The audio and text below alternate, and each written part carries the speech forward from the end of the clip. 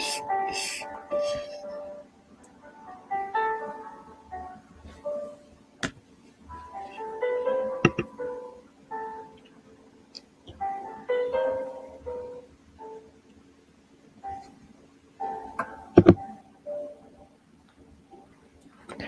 morning, good afternoon, good evening, wherever you are right now. Today is January 21, 2024. Basa po mga kawikaan. Marami po tayong matutunan dito. Kawikaan chapter 21 verse 4. Ang mapagmataas na tingin at palalong isipan ay kasalanan. Ganyan ang ugali ng mga taong makasalanan. Reflection po natin ang ating sarili. Kung ang ating puso ay may galit at ang iniisip ay masama, ito yung kakalabasan. Magiging mataas ang kilay dahil ayon nga dito, ang mapagmataas na tingin, no? Naka-smid, yung mga ganun yung mukhang mga makikita po natin sa mukha.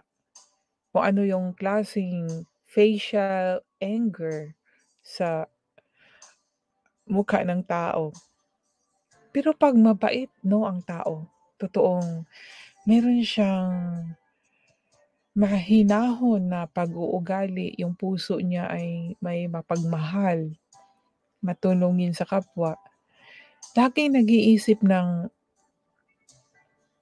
kabutihan, iniisip ay puro positive, masayahin, 'di po ba? At ang mukha na 'yan makikita natin ay nakangiti, maaliwalas. Walang guhit-guhit sa mukha.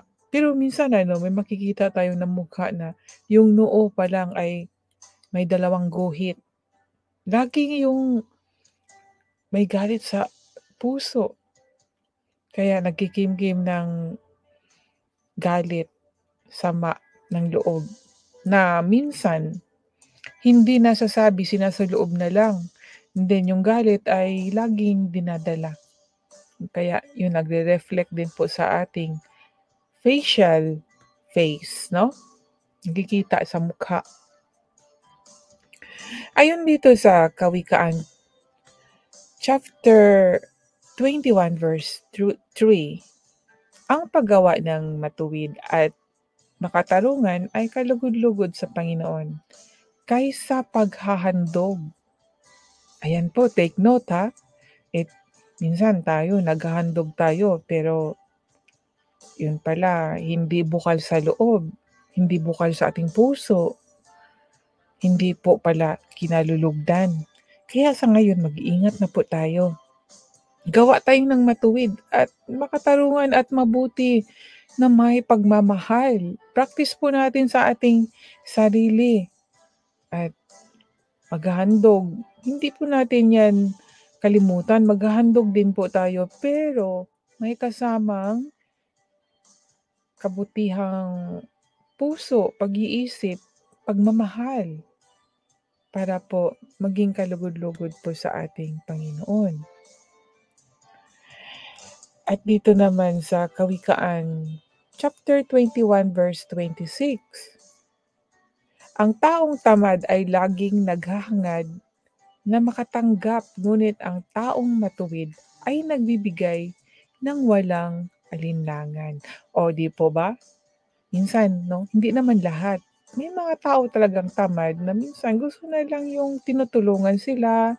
Tapos 'pag meron silang problema, agad-agad pumupunta sa mga taong akala nila matutulungan sila at ayon, ang mabilis na rason ay may sakit, kailangan na kailangan ng pera at, pautang. Minsan hihingi, pero 'pag hindi ma-approve yung hingi, utang ang rason 'no? Dahil nga may sakit o ano-ano pang mga rason na sinasabi.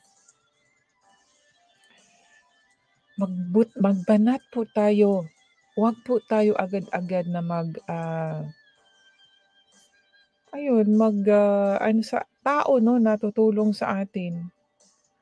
Mas maganda po kasi yung nagtagumpay tayo or nakagawa tayo mismo po sa ating pinagpaguran. Hindi yung nakagawa tayo dahil may tumulong sa atin. At bukod dun sa tulong ano mga kaibigan, humingi po tayo sa Diyos dahil ang Diyos po, siya po ang magbibigay sa atin ng tulong. Hindi man yung kusa niyang inaabot mula sa kanyang kamay, pero siya po yung mag-send ng tao para po tutulong sa atin. Huwag po tayong masyadong mamimihasa o mamerwisyo ng tao dahil hindi natin alam yung taong ating nilalapitan ay may sarili din pong problema. Hindi lang siya humihingi dahil meron siyang sinasandigan o pinagkakatiwalaan sa lahat, ang Diyos. Alam niyo po mga kaibigan, mag-isip din po tayo sa mga ibang tao 'no, lalo na yung mga taong laging tumutulong po sa atin. Minsan kahit hindi po sila humihingi ng tulong, mag-abot din po tayo. Tingnan po natin yung mga itinutulong sa atin, yung utang na loob po. Para naman po matuwa din sa atin yung tumutulong sa atin. Huwag po nating kalimutan or minsan nga yung mga tumutulong sa atin may mga oras na hindi po tayo matulungan, huwag po tayong magtampo. Dahil hindi po sa lahat ng panahon ay kaya tayong tulungan. Kaya po magbanat po tayo, huwag po tayong umasa ng umasa. Huwag po tayong maging tamad. Ang taong tamad ay laging naghahangad na makatanggap. Anong ibig sabihin nun? Laging naghahangad na tutulungan. Tapos ang daming mga taong pinipirwisyo. 'Pag hindi matulungan sa isa, punta sa isa. Kaya mga kaibigan, praktisin po natin ang magandang gawa po. Yun po nga ang sabi eh. 'Di ba sa Matthew chapter 6 verse 33, "Seek it first the kingdom of God and His righteousness, and all these things shall be added unto you." Righteousness po mga kaibigan, kasama po yung righteousness, yung mga kabutihan na itinuturo po sa atin ng ating Panginoon. At yun po ang ating sundin, 'no? Kaya mga kaibigan, sana po ay meron po tayong matutunan dito po sa binasa ko na sa Kawikaan chapter 21. At hanggang dito na lang po. God bless po sa inyong lahat.